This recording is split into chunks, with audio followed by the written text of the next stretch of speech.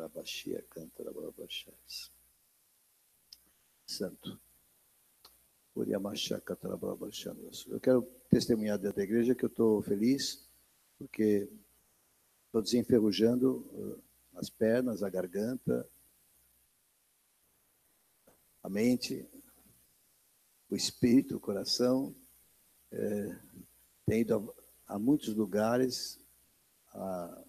Falei para a Selma e a Glaucia fazerem uma agenda para mim, elas lotaram a agenda.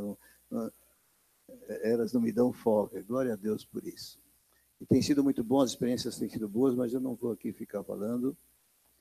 Aqui eu estou trazendo alguma coisa em Filipenses, como eu trouxe em Colossenses, e hoje eu vou me ater em coisas que eu acho fundamentais, que eu acho muito importantes.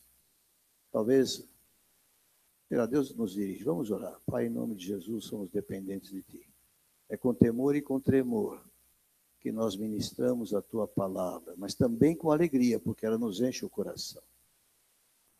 E eu peço que o Senhor me dirija aqui naquilo que o Senhor já pôs como propósito, que eu possa ser sábio no que falar, mas acima de tudo que haja força, a força da unção, esteja aqui e se manifeste nas vidas, em nome do Senhor Jesus. Eu clamo a Ti, Senhor. Visita-nos nesta hora, em nome do Senhor Jesus. Amém, amados? Então vamos lá. Eu não vou recapitular nada, a não ser lembrar o primeiro favorito do livro, porque eu tenho 3 favoritos nesse livro de Filipenses, 3 versículos que eu amo mais do que os outros, se eu posso dizer assim. Mas eu vou recordar o primeiro, porque depois nós vamos retomar a partir do capítulo 2, e eu não quero ficar fazendo recordações, senão fica muito longo. Primeiro é o capítulo 1, verso 6. Estou plenamente certo de que aquele que começou boa obra em vós há de completá-la até ao dia de Cristo Jesus. É uma esperança e é uma certeza muito grande. A minha vida não está na minha incompetente mão. A minha vida está na competente mão do Senhor. Às vezes eu atrapalho e confesso aqui diante de vocês, às vezes atrapalho muito o trabalho de Deus. Mas eu louvo a Deus que mesmo assim, sendo trapalhão, Ele ainda lida comigo e me faz ver, me faz cair em mim, em muita situação, corrigir caminhos e até desenferrujar, porque às vezes a gente acha que está numa certa fase da vida que tem o direito de ficar folgando. Mas, na verdade, nós não temos esse direito, porque a nossa vida só está começando. A minha vida só está começando. Porque há uma eternidade onde vou servir a Deus, eu não sei como Ele não me revelou. A Bíblia fala quase nada sobre como vamos servi-lo, mas nós vamos servi-lo. Bem, nós não vamos ser anjinhos cantando no céu, nós vamos servi-lo. Deus tem obra para nós, preparada. Glória a Deus. Então, nós caminhamos até o capítulo 2, verso 4, e eu não lembro bem, eu preciso que a Silvia me ajude, fazendo uma anotação onde eu parei, o que eu disse por último, senão eu tenho que recorrer à gravação e eu não tenho feito isso. Mas não importa onde eu tenha parado, eu resolvi começar do versículo 5 até o 11. E o título que eu dei aqui, na verdade, há um título em negrito na Bíblia, mas eu coloquei o exemplo e a sublimidade de Cristo. E escrevi que todo o pensamento desse texto é uma coisa só, é um bloco indivisível. Depois, estudando um pouco mais hoje, eu vou ter que refazer isso que eu escrevi sobre o capítulo 2, de 5 a 11. Na verdade, todo o pensamento, até o 18, é um bloco só e é indivisível, porque o desenvolvimento da salvação, que está do versículo 12 até o 18, ele é consequência direta do que está escrito do 5 ao 11. Vamos tentar esclarecer isso melhor. Agora, tudo isso só se alcança compreendendo o que o Pai fez com o Filho, porque é debaixo dos mesmos princípios que ele quer fazer a obra conosco e em nós. Vou repetir. Tudo isso só se alcança compreendendo o que o Pai fez com o Filho. E o que o Filho respondeu ao Pai, claro. Pois é debaixo dos mesmos princípios que ele quer fazer a obra conosco e em nós. Mas, acima de tudo, o texto é uma exaltação de Jesus, o Messias, o Cristo. É tão solene que eu me senti incapacitado e inabilitado. Eu achava que eu ia discorrer um pouco sobre os versículos 6 ao 11 a respeito de Jesus. Depois eu desisti da ideia. Eu me lembro, o Fábio também acho que se lembra, nós fomos uma vez no estádio da Portuguesa de Desportos, e lá nós encontramos um pregador, Benihim, e naquela noite ele fez uma magistral exposição do que significou o fato de Jesus descer do céu. Ele não desceu do céu, ele desceu da sua glória, e como ele foi se despojando de tudo, a profundidade disso. Eu, naquela noite, fui por demais tocado. Pena que eu não gravei, eu não tenho registro, para poder lembrar como ele se expressou. E depois, quando ele começa a falar da exaltação de Cristo, é uma coisa extraordinária.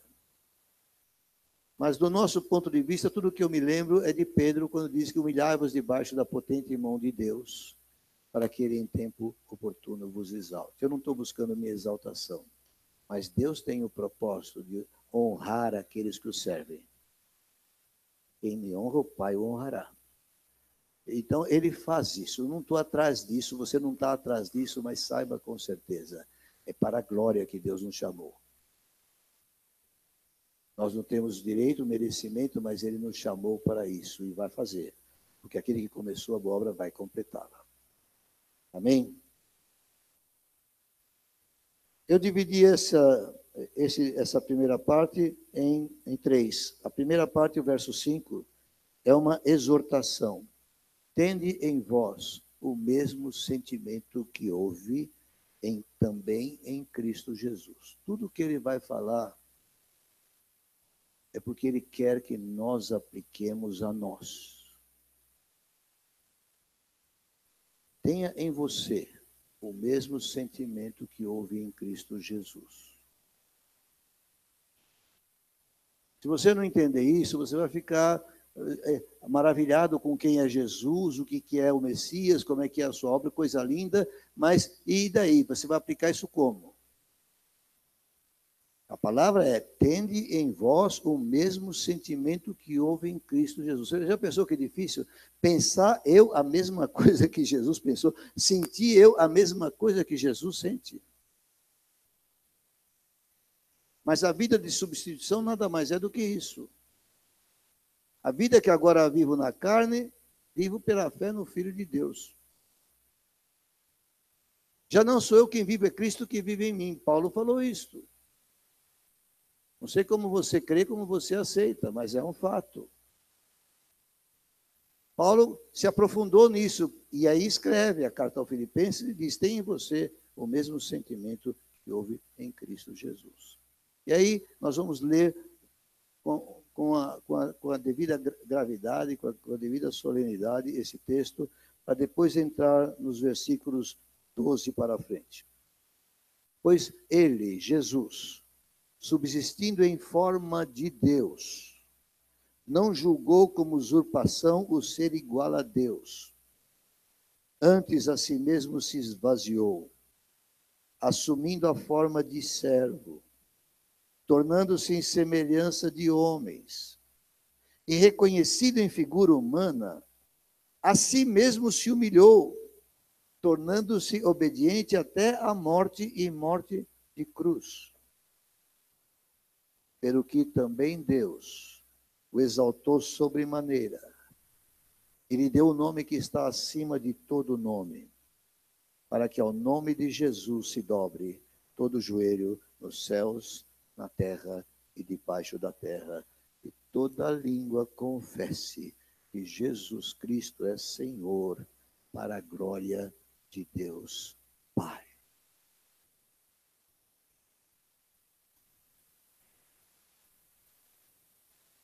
Que o Espírito Santo de Deus cale essas palavras em nosso coração. Que elas fiquem firmemente gravadas em nosso coração e em nossa mente. Que elas nos orientem na vida.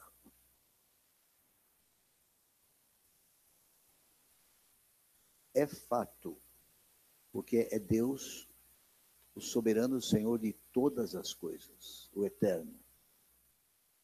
É Ele que declarou na sua palavra que todo joelho nos céus e na terra e debaixo da terra vai se dobrar diante do Senhor. Que toda língua vai confessar que Jesus Cristo é Senhor. Nós olhamos à nossa volta e falamos, como pode acontecer isso? Mas nós estamos aqui falando de Deus. E Deus estabeleceu isso. O mesmo Deus que estabeleceu isso, estabeleceu as outras coisas a nosso respeito, porque a Bíblia diz que nós somos o seu corpo. Nós somos chamados filhos de Deus e somos. Nós somos declarados santos na palavra e somos. Nós somos declarados justos em Cristo e somos. Mas Deus quer lidar conosco aqui, enquanto não somos aquilo que haveremos de ser, como lemos hoje em 1 João, na aulinha da manhã.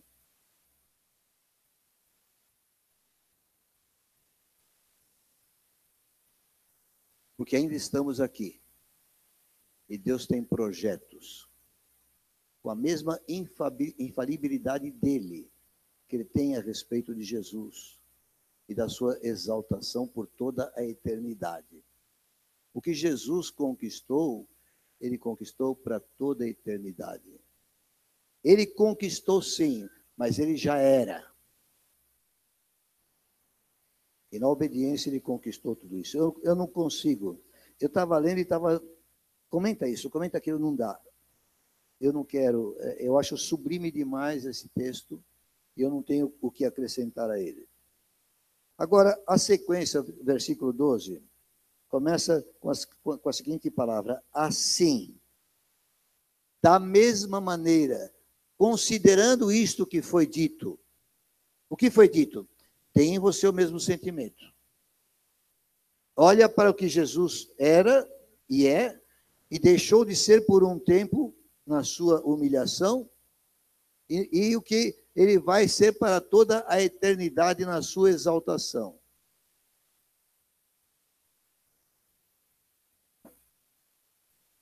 E ele fala da mesma forma, obedecendo o mesmo princípio, dentro do mesmo processo, amados meus, como sempre obedecestes, não só na minha presença, porém muito mais agora na minha ausência, desenvolvei a vossa salvação. Vou parar aqui como se fosse ponto final. Interessante. Ele está exortando os irmãos de Filipos e diz, sempre obedecestes. Eu duvido um pouco que eles tenham obedecido sempre em tudo. É quase impossível a raça humana fazer isso, mesmo entre os salvos. Mas certamente eles tinham andado fielmente com o ministério de Paulo. Como Deus espera que nós também andemos fielmente com os nossos ministérios. Posso ouvir um amém? Como sempre obedecesse, não só na minha presença, porém muito mais agora na minha ausência. Desenvolvei a vossa salvação. A salvação tem um desenvolvimento a ser efetuado. Ela foi totalmente completa na obra de Cristo, nós não podemos acrescentar nada ao que Cristo fez. Está consumado. Nós esposamos esta palavra como verdadeira. Nada podemos acrescentar. Mas o mesmo Deus, autor dessa obra consumada e completa, coloca na sua palavra esta ordem. Desenvolva a sua salvação. Nós não podemos melhorar, nós não podemos completar, mas como seres humanos em crescimento, porque nós estamos num constante desenvolvimento, e agora que chegamos a Cristo, depois de meninos recém-nascidos, nós começamos a crescer na fé também. Há algo a ser desenvolvido na nossa experiência humana. Entenda bem, não acrescenta nada ao que Jesus fez. É completo. Mas para a nossa experiência humana, nós temos um trabalho a fazer. Nós não somos chamados para ficar esperando a glória. Nós fomos chamados para ser cooperadores de Deus. Tem essa palavra, também está na Bíblia. A salvação é pela graça por meio da fé, mas ela precisa ser trabalhada. A obediência é uma constante. O desenvolvimento da salvação vem de continuar obedecendo. E note aqui, a obediência primariamente é a Deus. Mas Paulo fala também a obediência é a Ele, porque quando ele fala na minha presença ou na minha ausência, ele está relacionando aquela obediência a Deus também a uma obediência a Ele, como ministro de Deus na vida deles. Então não é errado dizer que você deve obedecer ao comando do seu líder no corpo de Cristo, na igreja onde você está estabelecido. Paulo fez isso e não se acanhou nesse departamento. Ele entendia que aquelas pessoas obedeciam a Deus, mas nessa obediência a Deus recebiam direção dele, porque ele era ministro de Deus na vida deles. Está escrito aí. Essa é a verdade. Essa obediência passa por um comprometimento com o que está sendo proposto. E eu quero fazer uma aplicação dessa palavra que estou trazendo hoje. Deus tem movido já algumas pessoas a compreender a necessidade de um comprometimento maior. Há coisas sendo propostas por Deus à água da rocha. E elas dependem muito de você. Pode pegar o seu dedinho e pôr aqui. É cada um que está presente aqui. Você tem que ter um comprometimento para que isto aqui dê certo. A obra de Deus vai sempre dar certo. Mas uma parcela dela pode, às vezes, ficar prejudicada por falta de comprometimento, falta de entendimento. O que Deus está esperando que eu faça? Deus está esperando que você desenvolva a sua salvação. Deus está esperando que eu desenvolva, que você desenvolva, que nós desenvolvamos a nossa salvação individualmente e também coletivamente. Agora, no mesmo texto, está escrito que o desenvolvimento da salvação depende de duas atitudes. Está no fim do verso 12. Com temor e com tremor. Não sei quantos podem entender o que está contido nessas duas palavras. Eu vou só dar uma explicação simples. Temor se refere à tua relação, à minha relação com Deus. Por isso, eu vou trabalhar a minha salvação com temor a Deus. É fundamental. Se você não tiver temor a Deus, você vai falhar nas relações humanas dentro do corpo. Porque o teu eu vai falar alto e vai atrapalhar em muita situação. Mas se você tem temor de Deus, você fala, pera lá, menos de mim, mais do Senhor. Tremor, na minha visão, fala do reconhecimento da própria fraqueza. Eu estou aqui pregando, eu estou em tremor. Se você conhece a Bíblia como palavra de Deus, e os pregadores aqui, aqueles que vieram, sabem disso. Você não vem com liberdade para falar aqui como se fosse qualquer coisa. Eu estou lidando com a palavra do Deus Criador de todas as coisas. E ai de mim se não for fiel. Talvez por isso Aderlan começou falando que de Deus não se zomba. O verdadeiro pregador de Deus tem muito medo de si mesmo. da sua fraqueza. Porque esta fraqueza pode perder a palavra, a qualidade dela. E se a qualidade não for boa, pode levar a engano e erro e ao tropeço, irmãos. De modo que tem que ter muito tremor. E como o desenvolvimento da salvação é trabalho para Deus, em qualquer nível que você faça, este tremor tem que estar em nós, em cada coisa que fazemos na casa de Deus. É isso mesmo que Deus quer. Este respeito profundo. Vamos tentar continuar mais um pouquinho. Eu chamei isso aqui o segundo bloco temático, de 12 a 18. E ela inclui o segundo favorito. Qual é o meu segundo verso favorito? É Filipenses 2,13. Filipenses 2,13 afirma o seguinte: porque Deus é quem efetua em vós tanto querer como realizar, segundo a sua boa vontade. Este verso está intimamente ligado ao anterior. Você vai desenvolver a sua salvação, mas entenda, Deus efetua aqui dentro o querer dele, e aí vai efetuar o realizar dele, segundo a boa vontade de Deus. Deus não está prometendo cumprir os meus quereres pessoais. Ele está dizendo que ele vai plantar em mim o querer dele. E quando ele planta o querer dele, ele realiza o querer dele. Infalivelmente. Realiza comigo, realiza com você. Você começa a se tornar um ministro fiel quando você começa a entender essas coisas. Ah, eu quero ser usado. Deus quer te usar sim. Mas é segundo o querer dele. E segundo o realizar dele. Dá para compreender isso? Tende em vós o mesmo sentimento que houve em Cristo Jesus. Nós sabemos que Jesus queria fazer o que fez. Mas quando ele se referia a esse assunto, o que ele dizia lá nos evangelhos? Vim para fazer a vontade do meu Pai. É um pouco difícil para a gente entender, porque ele dizia, eu e o Pai somos um.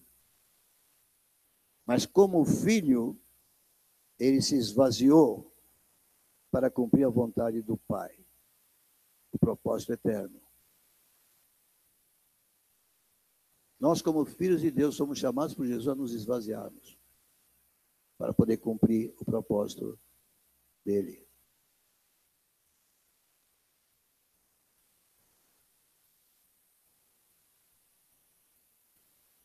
Nesse verso, o temor a Deus entra aqui no alinhamento da nossa vontade à vontade de Deus. Ele põe em nós o querer. Quando ele põe? Quando somos cheios do Espírito. Por isso ele ordena, enchei-vos do Espírito.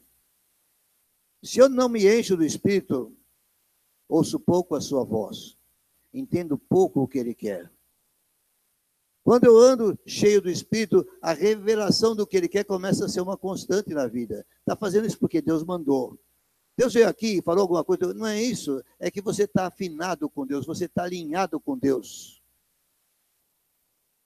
E a minha oração é que isso se torne um vício na tua vida. De andar alinhado com Deus o tempo todo. Esse é o meu pedido ao Senhor. O tremor aparece na ação. A ação é nossa, mas a força é dele. A ação nós é que vamos executar. Mas a força dessa ação não é a minha, é a dele. Porque eu não confio na minha fraqueza. Mas eu me apoio na força de Deus. Amém? E ele continua descrevendo, com o paralelo sempre em mente, tenha em vista o mesmo sentimento que houve em Cristo Jesus. E aí ele fala, sem murmurações, no verso 14. Alguém fala assim, muitas pessoas falam assim, ninguém me enxerga, ninguém me reconhece, os outros é que são vistos. Eu escuto isso na igreja o tempo todo.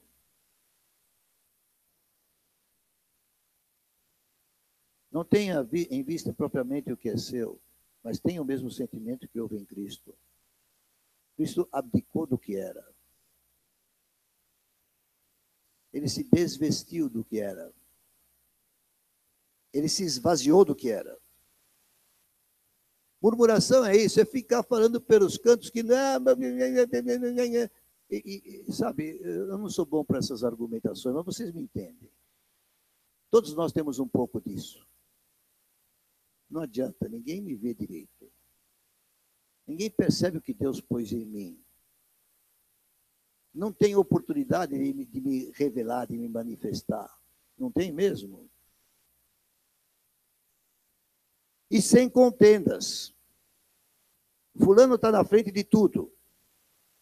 Ela, sempre me passa para trás. Eu é que me mato, outro é que leva a glória. E as brigas vão acontecendo. Mas a quem você está servindo? É o seu sucesso que você está servindo?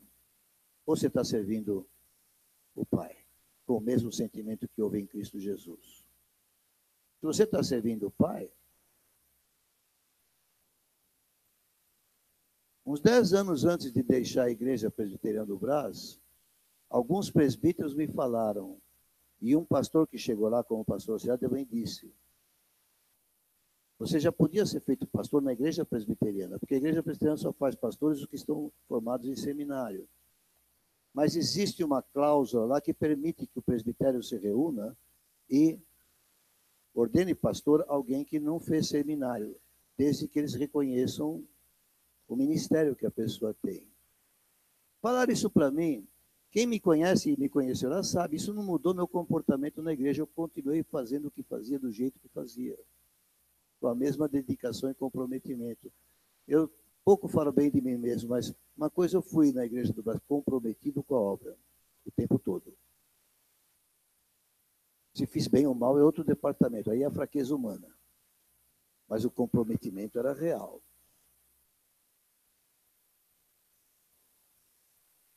Sem murmurações, sem contendas. Verso 15, diz assim, para que vos torneis irrepreensíveis e sinceros. Aquelas atitudes de murmuração e de contenda são essencialmente censuráveis. E elas apresentam uma motivação oculta no coração da pessoa que age dessa forma, como murmuração e contenda. A murmuração e a contenda está mostrando uma motivação oculta, menos confessável no coração das pessoas. Mas Deus enxerga o coração. E como é Deus que executa as coisas, porque o Senhor é o cabeça do corpo, saiba você que precisa mudar. Tem que ser sem murmurações e sem contendas. Porque Deus quer que sejamos irrepreensíveis e sinceros.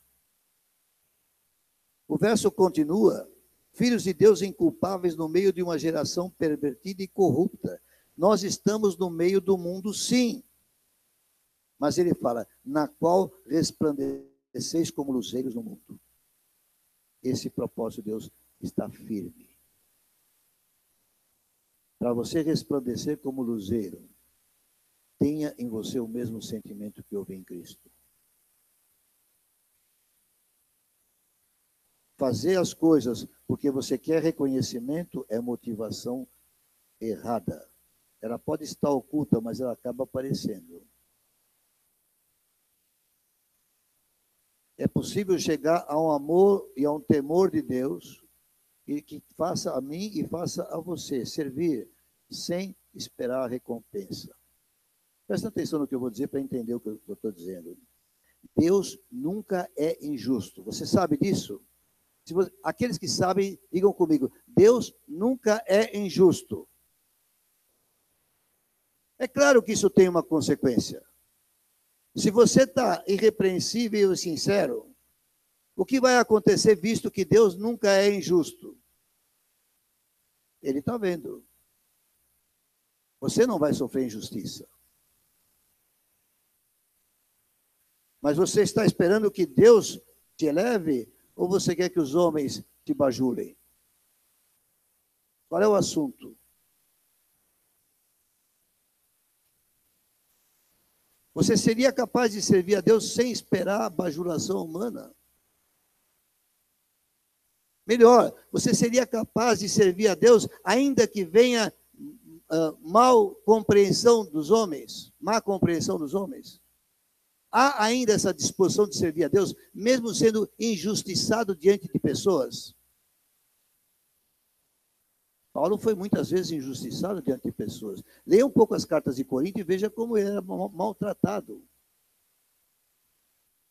Ele se queixa disso. Mas a queixa dele não é... ele simplesmente dizia, é um fato, está acontecendo. Mas eu estou feliz com o ministério porque é Deus que me sustenta nele. Amém? Agora, resplandecer como luzeiro no mundo é a nossa verdadeira vocação. E no verso 16 ele fala, preservando a palavra da vida, para que no dia de Cristo eu me glorie de que não corri em vão, nem me esforcei inutilmente. É uma expressão esquisita que Paulo usa. Ele fala, para que eu me glorie. Parece que é uma coisa ruim, né? Ele se gloriar, mas não é bem esse o sentido. Ninguém quer correr o tempo todo aqui para Deus e depois chegar na presença de Deus e ver que foi em vão o trabalho. Ninguém quer isso. Você quer correr aqui e chegar lá, foi em vão? Nós queremos que tenha sido útil. A Bíblia promete, né, José, que no Senhor, o nosso trabalho não é vão. Quando feito com o exemplo de Cristo, tendo em vós o mesmo sentimento, jamais será vão, porque o Senhor sempre há de reconhecer. Humilhai-vos debaixo da potente mão de Deus, para que ele em tempo oportuno vos exalte. E qual é o tempo oportuno? Não sei. Mas ao longo da minha vida, Deus me dá alguns retornos que me alegram. Eu me sinto, de certa forma, exaltado. Um dia eu estava sofrendo problemas lá no Ministério da Igreja do Brasil, mas eu ministrava lá para adolescentes. Eu dei uma aula para adolescentes e dei uma aula particular para um adolescente e ele foi para Curitiba. Algum tempo depois ele me escreve uma cartinha, eu devo ter guardado, se não perdi, mas eu procurei guardar, eu não sei onde é que está agora. E naquela cartinha ele faz menção ao que foi tremendo aquele trabalho de aula particular que eu dei para ele. Estava num retiro, dei uma aula particular da aula que eu tinha dado para os adolescentes. Ele fala dessa aula e fala do que ele estava fazendo em Curitiba, no ministério da igreja. Em tempo oportuno eu tive uma exaltação. Simples, pequenininha, mas ela me serviu tanto, porque Deus faz assim. Certamente você também já teve os seus retornos de coisas que foram bem feitas e que Deus disse, bem está, servo bom e fiel. Você é fiel no pouco, eu vou te colocar sobre o muito.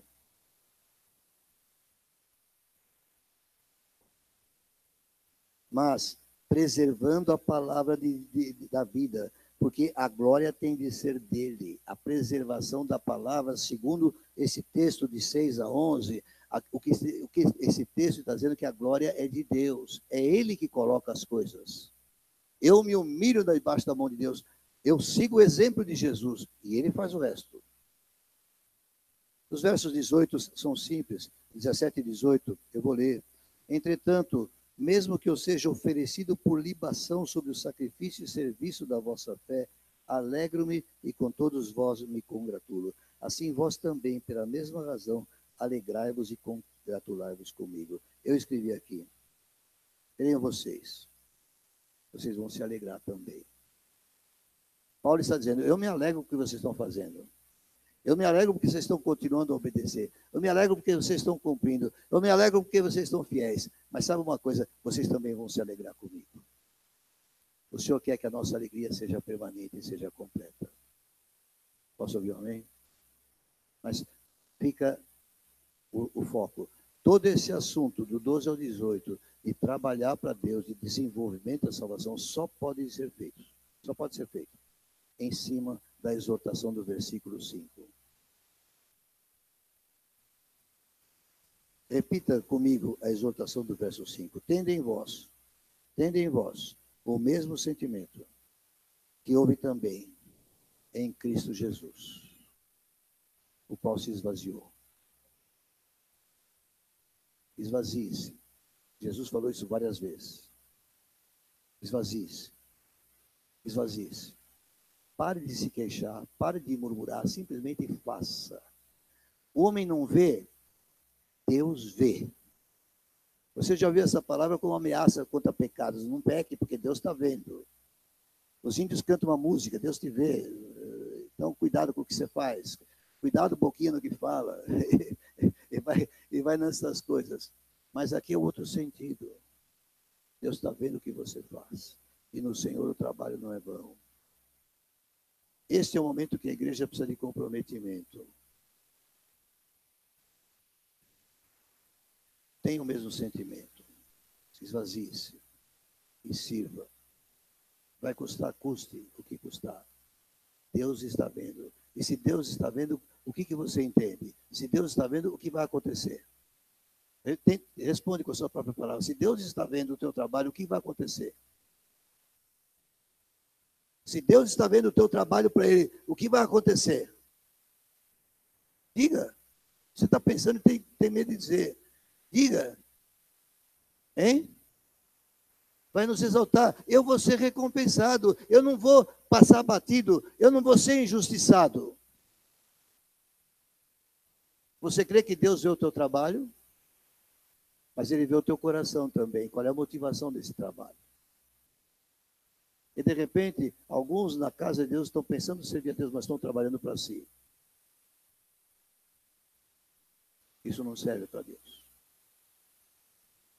O trabalho é dele, a glória é dele, e ele a reparte, porque Deus é justo, Deus é generoso, Deus é bondoso. Como é que disse o Josué lá na sala? Deus é bom.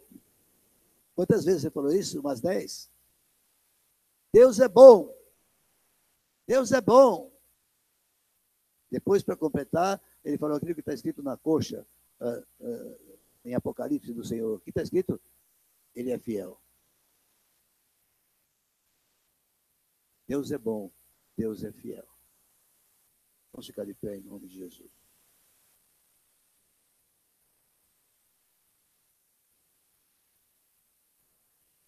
Este é um momento em que a igreja, eu falo aqui em nome da igreja, como ministro do Senhor, a igreja precisa de mais comprometimento. Se você já tem uma boa dose de comprometimento, glória a Deus, comprometa-se um pouco mais, sempre tem um pouco mais. Eu estava parado em casa, eu não sabia como mexer, eu sou preguiçoso por natureza, eu confessei isso de manhã para as pessoas que estavam comigo, mas eu pedi, Glaucia e Selma, façam a minha agenda, porque eu sei que eu sou assim, se elas põem no papel, eu vou lá e cumpro. É uma maneira que eu entendi que eu podia ser empurrado para fazer. Porque se dependesse de mim, eu ficava em casa deitado. A Silvia sabe. Talvez você tenha problemas semelhantes aos meus. Estabeleça estratégias de Deus para não parar, para continuar.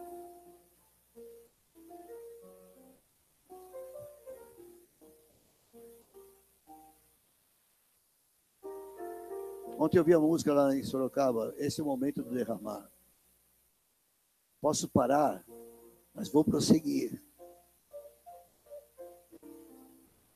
Porque a unção está aqui. Ore agora, baixe sua cabeça, feche seus olhos, faça a sua oração nesse sentido que você ouviu. Tome uma posição de compromisso com Deus. Siga os princípios que estão aqui. Deus não quer que você prometa o teu impossível. Deus quer o teu oferecimento esvaziado. Quanto mais inútil eu pensar que sou diante de Deus, mais útil posso ser para Ele. Quanto mais eu achar que sou muito capaz, pior vai ser a minha atuação com Ele. Ele quer que nos esvaziemos. Pai amado, em nome de Jesus, derrama a tua unção poderosa em cima desta palavra de revelação que o Senhor trouxe aqui. O Senhor pôs na palavra uma exaltação tremenda do Filho, Jesus. Sublime. Mas não é simplesmente um poema, alguma coisa bonita escrita. É um exemplo para mim. É desse jeito que o Senhor quer trabalhar conosco. E nós sabemos, precisamos ser cheios do Espírito.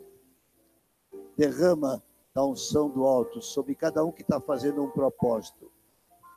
Que as pessoas que estão fazendo um propósito, segundo essa palavra, recebam simultaneamente com o seu propósito a unção correspondente de poder, para serem capazes, apesar da sua fraqueza humana, serem capazes de permanecer fiel, continuando. Posso parar, mas vou continuar, vou prosseguir, porque o Senhor está comigo. Vou prosseguir, porque o Senhor está comigo. Vou prosseguir, porque o Senhor está comigo. E no Senhor o trabalho não é vão. O trabalho é bênção. Louvado seja o teu santo nome. Glórias a ti, Senhor. Amém e amém. Aleluia.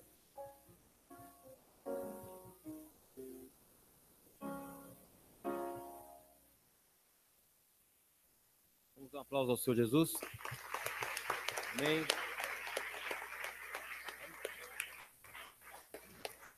Ela fez caminho.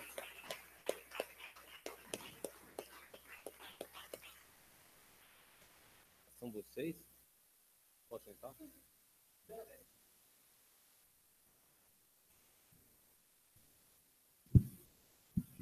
Irmãos, é o momento da ceia. Hoje a gente vai inverter um pouquinho as coisas. Eu queria que vocês pegassem primeiro o cálice e o pão, voltem para o seu lugar e a gente vai tomar todo mundo junto, tá bom? Pode pegar.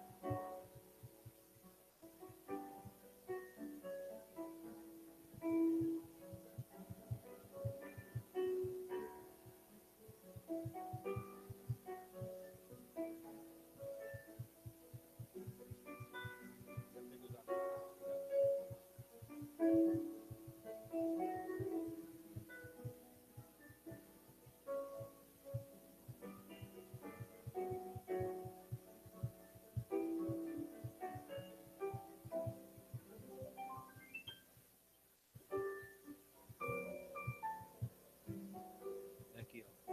Aqui, aqui. Vitor, aqui.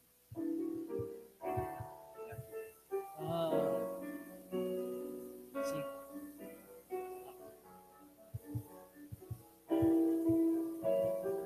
Não. Vamos ficar todo mundo de pé. Mas é que ainda tem gente pegando. Se vocês quiserem sentar enquanto isso. Vivo, morto, vivo, morto. Glória a Deus.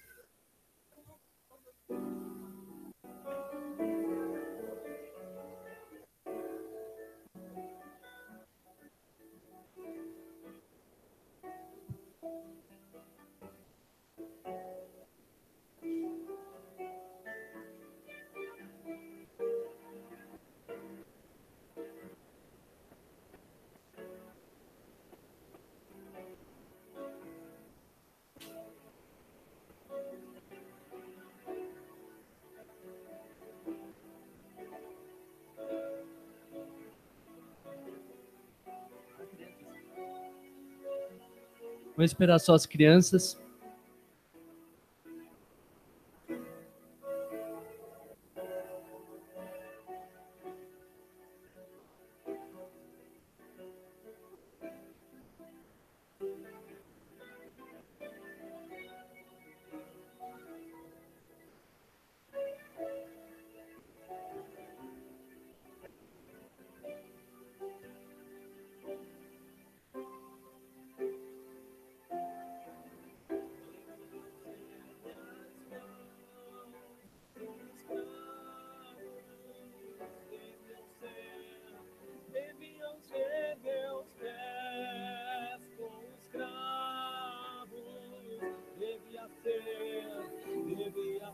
Meu lábio rasgado, meu coração quebrantado, mas foram suas mãos, foram os meus pés, abençoadas mãos. Amém. Podemos? Fica de pé então aí no seu lugar. Tem um texto para ler, fica lá em Lucas 24. É a história dos discípulos que estavam no caminho de Emaús. E a maioria de vocês conhecem, mas é mais ou menos assim. Jesus tinha morrido e o propósito dos discípulos ficar junto tinha morrido com ele. Não tinha por que mais ficar junto. Então, dos discípulos, eles saem do meio dos outros discípulos e começam a ir para Emaús. Nisso, o Senhor Jesus, ele chega junto nesses dois discípulos e começa a conversar com eles o caminho todo. E eles não reconhecem quem é Jesus. No versículo 29, diz assim: eles estavam chegando já em uma cidade, ele queria passar, queria continuar sem eles. E diz assim: mas eles o constrangeram, dizendo: fica conosco, porque é tarde, e o dia já declina. E entrou para ficar com eles. E aconteceu que, quando estavam à mesa, tomando ele o pão, abençoando, e tendo partido, lhes deu. Então se lhes abriram os olhos e o reconheceram, mas ele desapareceu da presença deles.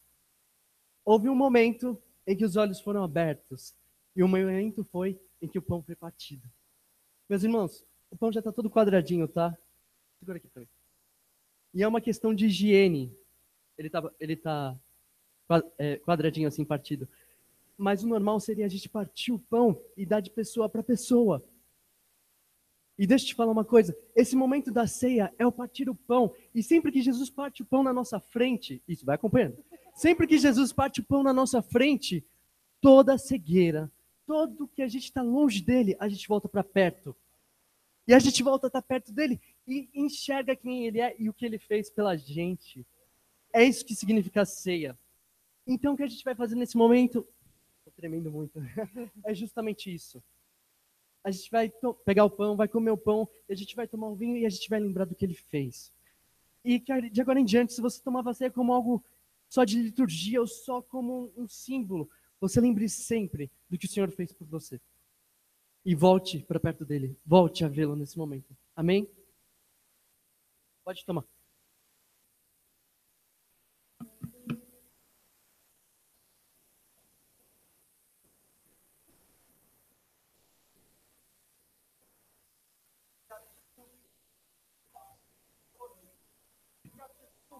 Porque foi no partir do pão que a gente foi vivo novamente. Vida contigo. Obrigado, Jesus. Obrigado pelo seu amor. Obrigado.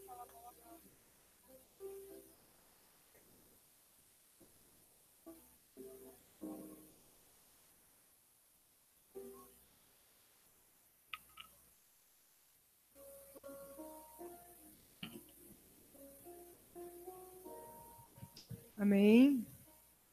Eu queria falar alguma coisa sobre ofertas e dízimos antes da gente ofertar na casa do Senhor.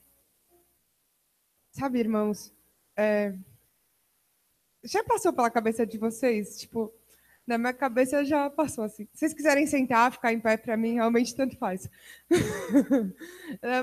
Não vai ser demorado, mas podem ficar sentados. Sabe, porque, tipo, eu pensava assim, Deus, por que dízimo é um mandamento? Por que a gente precisa dar o dízimo? Você não precisa do meu dinheiro. Tipo, eu já pensei várias vezes assim. Não, várias não, mas algumas vezes assim. Poxa, a igreja podia ser sustentada pelo Estado. Tipo, por que eu preciso tirar do meu dinheiro para dar para Deus? E eu não conseguia entender isso. Mas eu sempre fui fiel, porque eu sabia que era um mandamento e eu tinha que cumprir. E eu comecei a entender, quando eu estava chegando na igreja, anos atrás, que Deus faz essas coisas pra gente. Sabe por que a gente dá o dízimo? Porque é bom pra gente. Porque a palavra fala, provai e vede que o Senhor é bom. É muito bom fazer as coisas para Deus. É muito bom dar o dízimo para a igreja. E a palavra fala, onde está o seu tesouro? Aí está seu coração. Então lá eu, dando meu dízimo, e como chegando do mundo, indo para as baladas, e gastando dinheiro na igreja, e gastando dinheiro com cerveja. E um dia eu estava no mercado comprando uma caixinha de cerveja para tomar com as minhas amigas. Deus falou assim no meu coração, ei, mesmo o dinheiro que você usa na igreja, você vai usar para beber? E aí, caiu uma ficha. O mesmo dinheiro que eu uso na igreja, eu vou usar para ir para balada? O mesmo dinheiro que eu uso para abençoar a causa de Deus, eu vou usar para me destruir? Cara, aí eu entendi a importância do dízimo. E eu descobri que onde está o meu tesouro, aí está meu coração. E onde que eu gasto meus recursos? Onde eu invisto? A Bíblia fala que ele é o nosso noivo. Cara, ele é meu noivo, ele me ama. Assim, não importa se eu dou dinheiro para ele ou se eu dou dinheiro para outra coisa. Ele vai me amar, ele me ama, ele morreu por mim. Mas como é bom poder fazer as coisas para ele. Quando a gente era noivo, a gente gastava todo o nosso dinheiro para o casamento, para a lua de mel, para casa, e para isso, e aquilo, e aquilo. Quantas vezes eu deixei de fazer a unha porque eu precisava guardar dinheiro para fazer as coisas para o casamento. Eu deixei de comprar uma blusa, não que eu compre muito, mas porque eu queria guardar dinheiro para o casamento. O dinheiro de R$20 de uma mão faria falta no final? Não sei. Mas, poxa, como era bom saber que meus R$100 do final do mês deram conta de ajudar no casamento. Era tão importante para mim guardar dinheiro, era mais importante que qualquer outra coisa. Quando a gente guarda uma coisa nossa, eu não estou falando que é pecado fazer a unha, nem estou falando para vocês pararem de fazer a unha para dar o dízimo, mas o que eu estou dizendo é quando você deixa de fazer alguma coisa em prol de outra, poxa, é muito mais importante o casamento. Meu, Deus não precisa do nosso dinheiro, cara. Ele é dono do ouro, da prata. A igreja não precisa do meu dinheiro.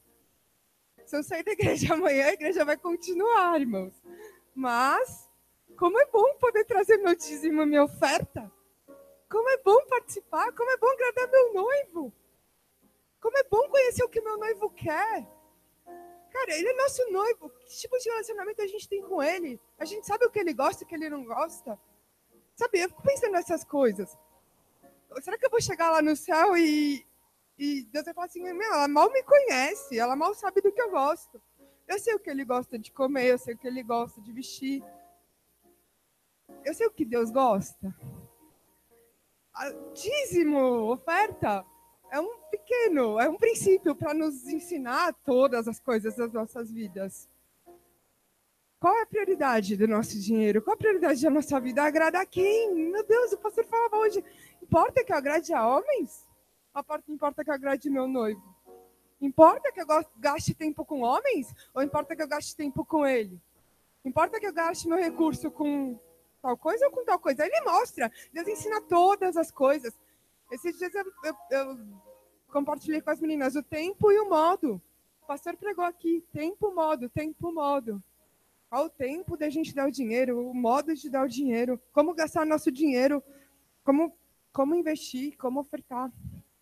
Então, peguem seus envelopes, seus dízimos, suas ofertas, e Deus vai mostrar o quanto e como. Amém? Vou orar enquanto isso.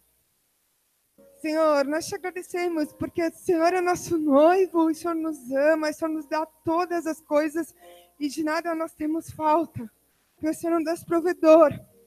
Mas, Senhor, ajuda-nos a honrar o Senhor com o nosso dinheiro, com o nosso tempo, com as nossas coisas.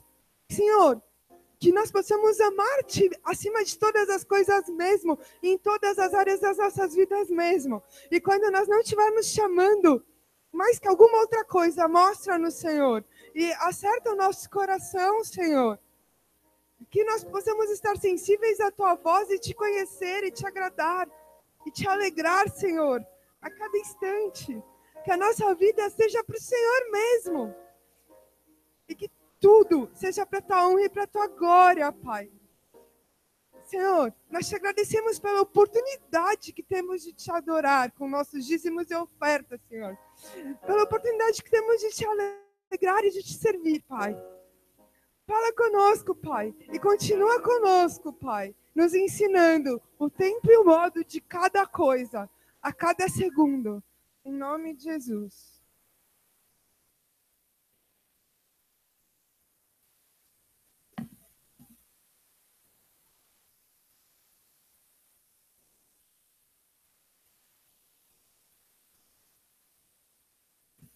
Minha mãe me deu uma ordem aqui. Eu vou chamar a Carol aqui na frente. Vem aqui, Carol. Carol quer se tornar membro da igreja. Amém? Membro, não existe membro. Vem aqui na frente, aqui, ó. Vem aqui aparentar a toda aqui. Vem a Érica, vem aqui. Calma, pai. Calma, calma, eu sei. Não, o pessoal aqui quer me ensinar aqui. Ó. Isso. Isso, pode vir. Vem junto aqui. Tem mais alguém que quer se tornar membro da igreja hoje aqui? Otávio, vem aí, Otávio.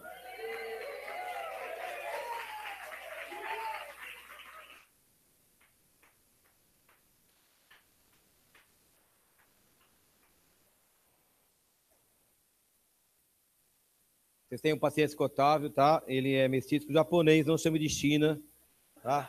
Que lá no terceiro ano a coisa foi feia, foi difícil. É japonês, tá? Não chama de China, não, que ele não gosta. Jesus está abençoando a igreja, amém?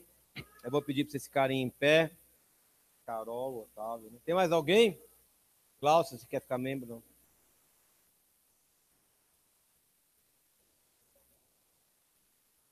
Vou pedir para você estender as mãos aqui. Chega aqui pertinho, aqui na frente, aqui. Vem cá, Otávio, aqui na frente. Senhor, nós te agradecemos, Pai, porque a igreja é um organismo vivo.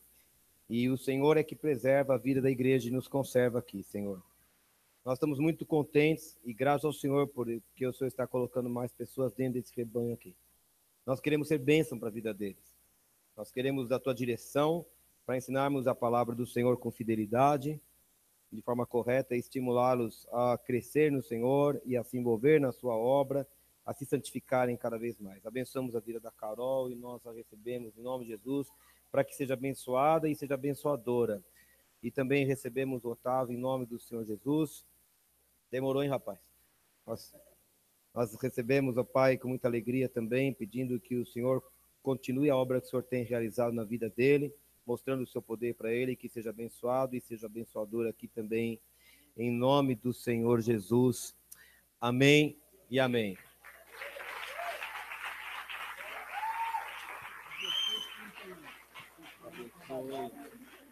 Carol,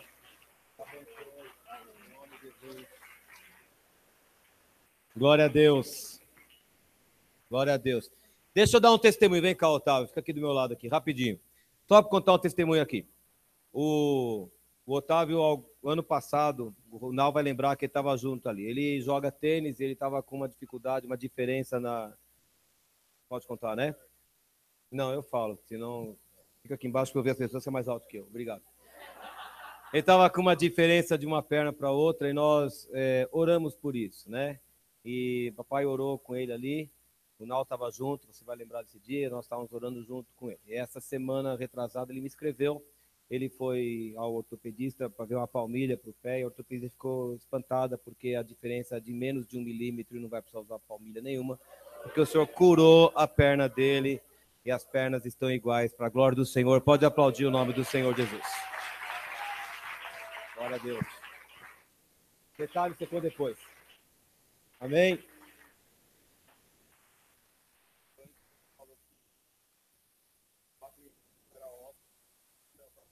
Ele está dizendo que ele está falando que a diferença era de 4 milímetros, era uma questão óssea e que não tinha como reverter isso.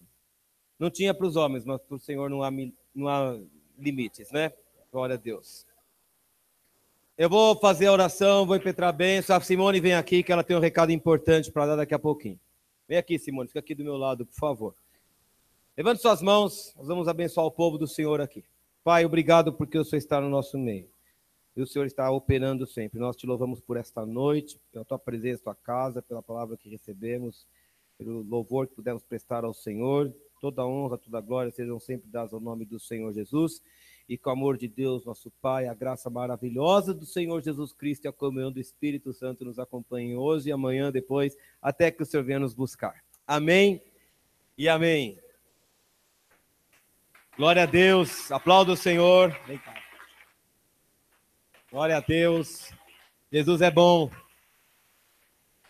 A Simone tem um recado importante. Não se assente e ela vai falar.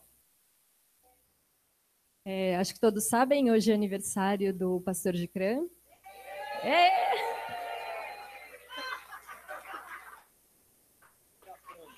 E agora nós vamos preparar esse espaço, tirar as cadeiras, organizar uma mesa que vai ter bolo.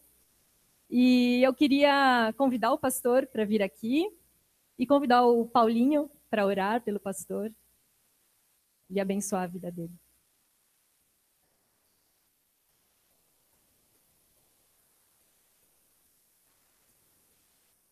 Pode sentar. Vai.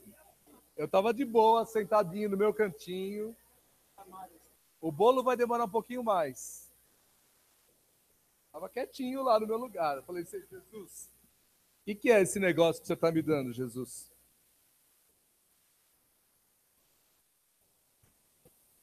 Diz assim a palavra do Senhor. O Senhor foi me dando alguns textos, eu vou ler rapidamente, não precisa abrir, tá? Depois nós vamos estar orando. Isaías 49:8. Assim diz o Senhor, no tempo aceitável te ouvi, no dia da salvação te ajudei, e te guardarei, e te darei por aliança do povo, para restaurares a terra, e dar-lhes em herança as herdades assoladas, para dizeres aos presos, saí, e aos que estão em trevas, aparecei, eles passarão no caminho, e em todos os lugares altos haverá o seu pasto. Em Gênesis,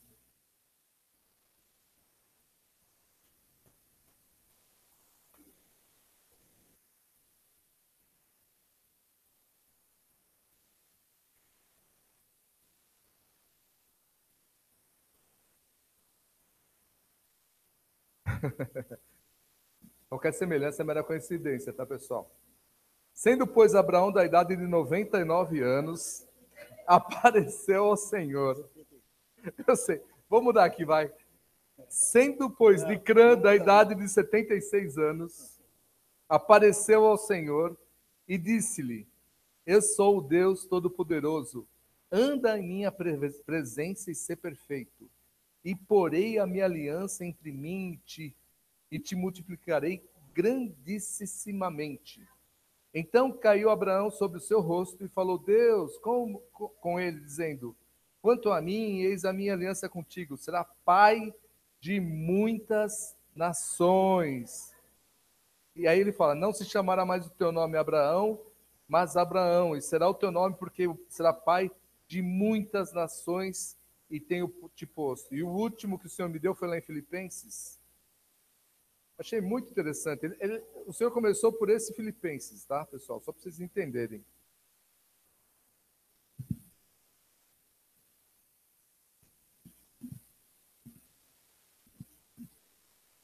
Essa Bíblia nova é uma bênção, viu? Eu comprei uma Bíblia, pessoal. Depois eu conto a história para vocês. Ela veio faltando um pedaço de Reis. E em 2008 isso. Aí eu fui trocar a Bíblia, eles me deram uma nova e me deixaram com a velha. Eu fiquei tão feliz. Mas tudo bem, deixa para isso, não tem nada a ver. Em Filipenses 2:17 fala assim, e ainda que seja oferecido por libação sobre o sacrifício a serviço da vossa fé, folgo e me regozijo regozijo com todos vós.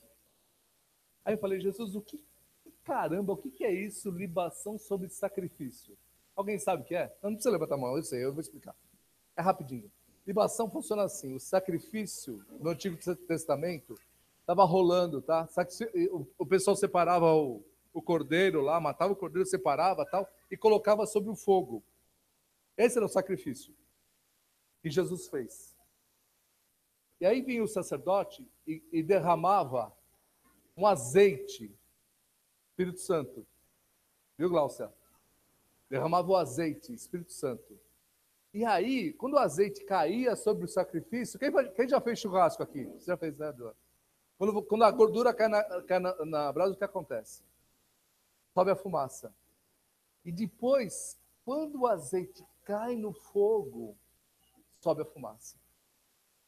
Coisa doida, né? Ou seja, sobre aquele sacrifício que Jesus fez, o Senhor está derramando um azeite, que é o Espírito Santo, e está fazendo a fumaça. Esse é o momento que você está vivendo. Esse é o momento que você está vivendo. Fique de pé, vamos orar. Levante suas mãos. Senhor, nós te agradecemos pela vida do teu filho. Oh, aleluia. Senhor, eu só te peço agora que ele viva com intensidade e a plenitude de tudo aquilo que o Senhor tem dado para este momento. Obrigado, Senhor. Guarda-o. Continua, Senhor, abençoando a ele e a Silvia. Oh, aleluia, a ele e a sua casa. Oh, Senhor, e continua mostrando a ele que quanto mais ele se envolve com as tuas coisas, mais o Senhor cuida das coisas pessoais dele. Obrigado, Senhor, pela vida do teu servo. Nós te agradecemos em nome de Jesus. Aleluias. Amém. Glória a Deus.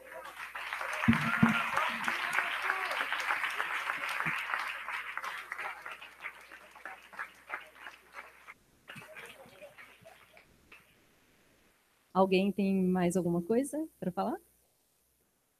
Então agora podem cumprimentar-se e a gente vai organizar aqui o bolo para cantar parabéns para o pastor.